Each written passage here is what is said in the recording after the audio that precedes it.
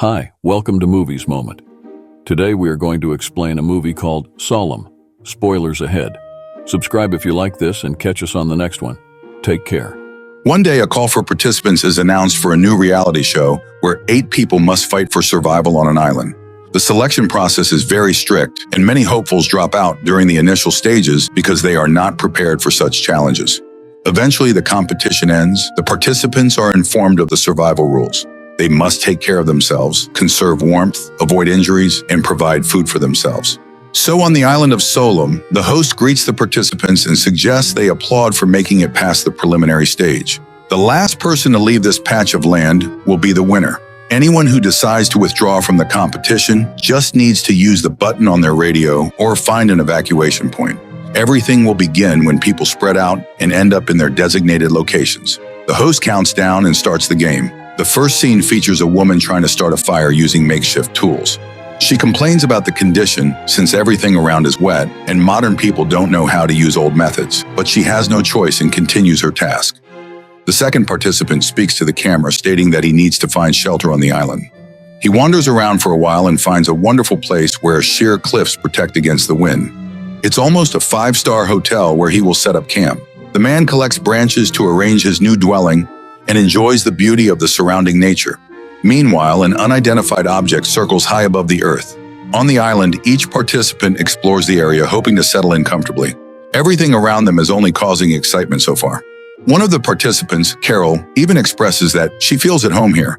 It now seems to her that she has been preparing her whole life to be here. In the meantime, we see footage of Earth, which is empty and devastated. A humanoid alien walks across the planet as if getting to know it. On the island, Paul examines the surroundings. He appears to be much more serious than the others, fully aware of the complexity of the challenges ahead. The first thing he does is throw his radio into the sea, cutting off his chance of returning to civilization. Meanwhile, Carol continues her exploration and suddenly finds a blooming hydrangea. She marvels at the flowers and even strokes one of them, but when she moves away from the plant, the flower flickers as if it is a hologram. Liam is busy preparing his bow and setting off for a hunt. The alien continues to survey the ruined, desolate planet. Night falls. Emma records her first video. She hasn't eaten all day while building a shelter from a piece of plastic she brought with her. She will think about food tomorrow. Right now, she would love to get some sleep. However, the sounds on the island are not very conducive to that. Finally, the sun rises. Dai greets the dawn on the shore, welcoming it in a Buddhist manner. He is happy to be alone with nature. Completely undressed, he heads toward the water. Meanwhile, Paul destroys his camera and leaves it on the shore. But as he walks away, the camera's fragments begin to flicker and vanish without a trace.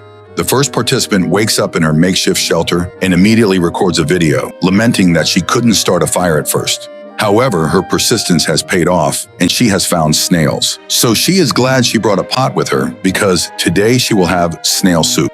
Unexpectedly, she slips on a rock and falls.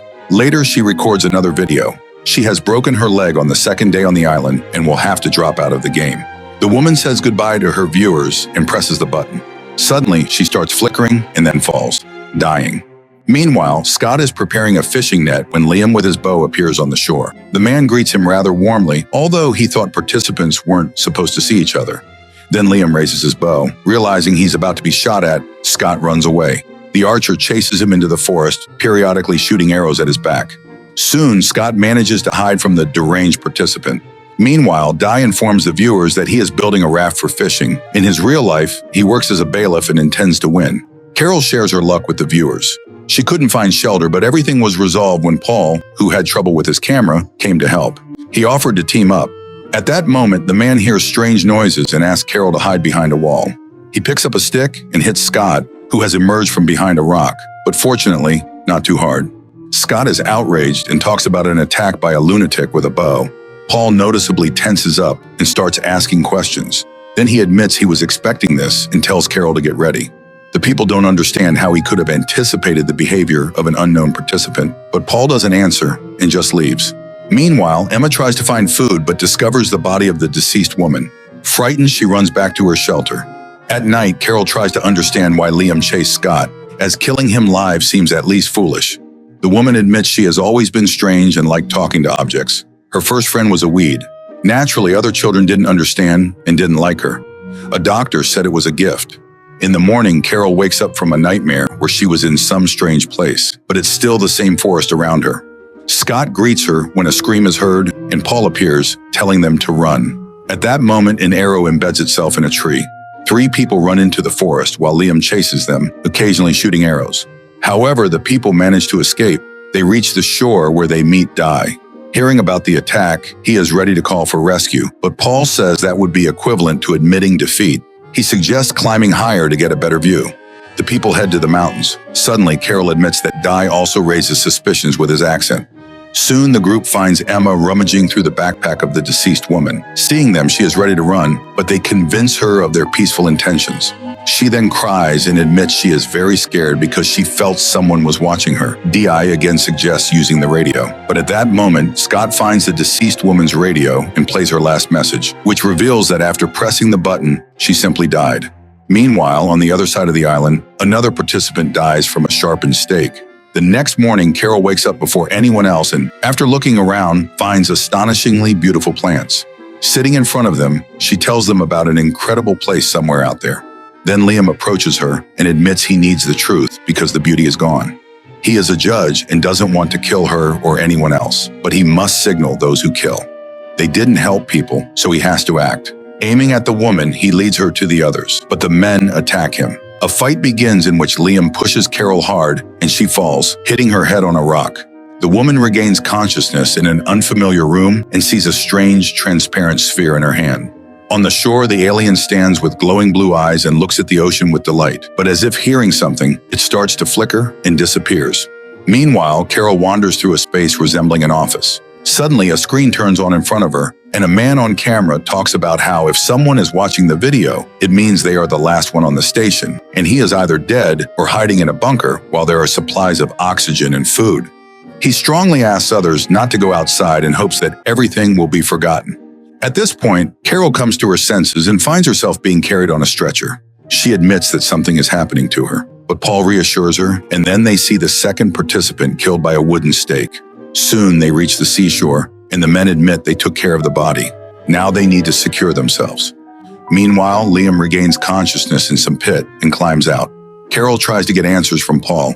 She realizes that Liam needed him the most. Now she is visited by visions of some institution or laboratory. Paul then admits that life on Earth has ended because people poisoned the environment, started a nuclear war, and used up all natural resources. The game on the island is humanity's chance for survival. He was a radio astronomer when he received a message from aliens promising to come soon to save the best. Everything around is a projection in her mind, and her body is currently at the station for selection. Carol doesn't believe this and comes to her senses in the same institution. An alien calls out to her, calling her Solemn, which means special or unique.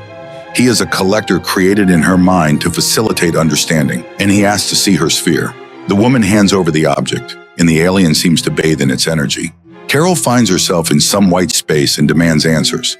The alien admits that everything around is made for the meeting. He is a program created for first contact. For years, humans sent messages to the stars, and they arrived, but they cannot save everyone. Carol reaches for the sphere and suddenly sees burning forests, melting glaciers, catastrophes and calamities, and dying people, whom rulers convinced of their safety until the end. Then Carol comes to her senses by the campfire. Paul announces that they are supposedly in an alien laboratory, but they don't believe this and begin to argue with him. Paul explains that aliens sent spheres all over the world to conduct selection and choose the most worthy. He and his friend Liam learned to deceive the spheres, and Carol came up with a new way of communication because she is special. In the morning, people spot Liam and flee. Paul asks Carol to hide on the highest peak because only one will survive. Then he suddenly admits he was her husband. The woman tells the others to hurry to the mountain, but a wooden stake flies from the forest and kills Di. Liam appears, but Paul stops him with his own bow. Liam asks them to understand that the aliens never intended to save them, and he charges at Paul. The men fight, and Liam, who intends to win the game and bring a bomb to the alien ship, emerges victorious. Carol screams in horror, but Scott reminds her that her husband sacrificed himself. They continue running. However, Emma twists her ankle, and Scott suggests setting a trap. Liam sees the woman and is told she was left behind due to her ankle. Then Scott and Carol attack Liam, but he manages to grab and kill Emma. However, Scott wounds Liam. He sends Carol to the peak where the game's exit is, while he stays behind to guard the defeated enemy. Scott watches as Emma's body flickers and realizes that everything Liam said is true. He reminds her that only one will win and survive. He asks to be killed because he cannot surrender. Scott raises his spear. Meanwhile, Carol reaches the summit, and Scott presses the radio button. Immediately, a sphere appears before Carol, and the eyes of all the deceased participants begin to flicker strangely. Carol reaches out and sees all the participants lying deep in the forest, but the simulation begins to close, and eventually, the island disappears. The woman finds herself on the floor of the laboratory with the sphere in her hand. In front of her are the bodies of the participants whom she says goodbye to.